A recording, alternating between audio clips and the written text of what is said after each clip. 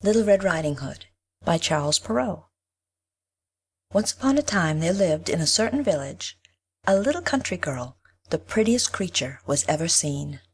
Her mother was excessively fond of her, and her grandmother doted on her much more. This good woman got made for her a little Red Riding Hood, which became the girl so extremely well that everybody called her Little Red Riding Hood. One day her mother, having made some griddle cakes, said to her, "Go, my dear, and see how thy grandmamma does, for I hear she has been very ill. Carry her a griddle cake and this little pot of butter." Little Red Riding Hood set out immediately to go to her grandmother, who lived in another village. As she was going through the wood, she met with Gaffer Wolf, who had a very great mind to eat her up, but he durst not because of some faggot makers hard by in the forest. He asked whither she was going.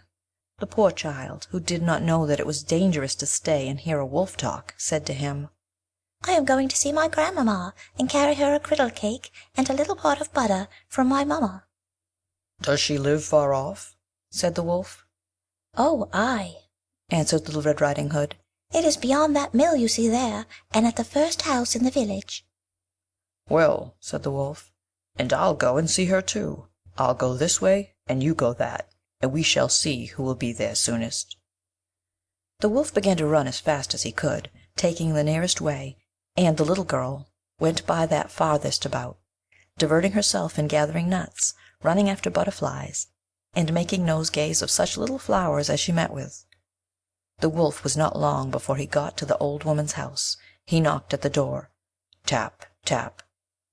"Who's there?" "Your grandchild, Little Red Riding Hood," replied the wolf, counterfeiting her voice, "who has brought you a griddle cake and a little pot of butter sent you by mamma." The good grandmother, who was in bed because she found herself somewhat ill, cried out, "Pull the peg and the bolt will fall." The wolf pulled the peg, and the door opened, and then presently he fell upon the good woman and ate her up in a moment, for it was above 3 days that he had not touched a bit. He then shut the door, and went into the grandmother's bed, expecting Little Red Riding Hood, who came some time afterwards and knocked at the door.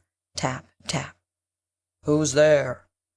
Little Red Riding Hood, hearing the big voice of the wolf, was at first afraid, but believing her grandmother had got a cold and was hoarse, answered, "'Tis your grandchild, Little Red Riding Hood, who has brought you a griddle cake and a little pot of butter.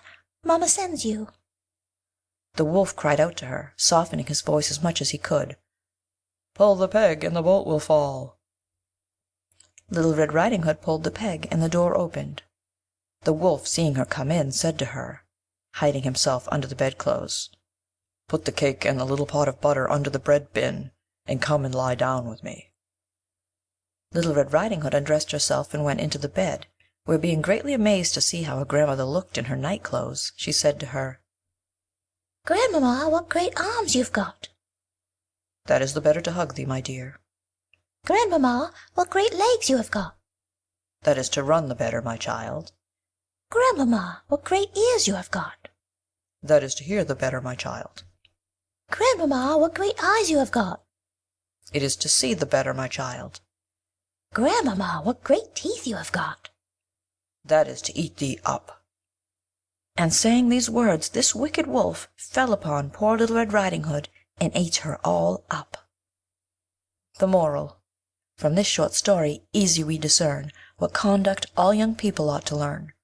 But above all, young growing Misses Fair, whose orient rosy blooms begin to appear, who, beauties in the fragrant spring of age, with pretty airs young hearts are apt to engage. I'll do they listen to all sorts of tongues, since some enchant and lure like siren songs. No wonder therefore 'tis, if overpowered, so many of them has the wolf devoured. The wolf, I say, for wolves too sure there are, of every sort and every character. Some of them mild and gentle humored be, of noise and gall and rancor wholly free, who tame, familiar, full of complaisance, ogle and leer, languish, cajole and glance, with luring tongues and language wondrous sweet, follow young ladies as they walk the street, even to their very houses, nay bedside, and artful, though their true designs they hide. Yet these simpering wolves, who does not see most dangerous of wolves indeed they be. End of Little Red Riding Hood.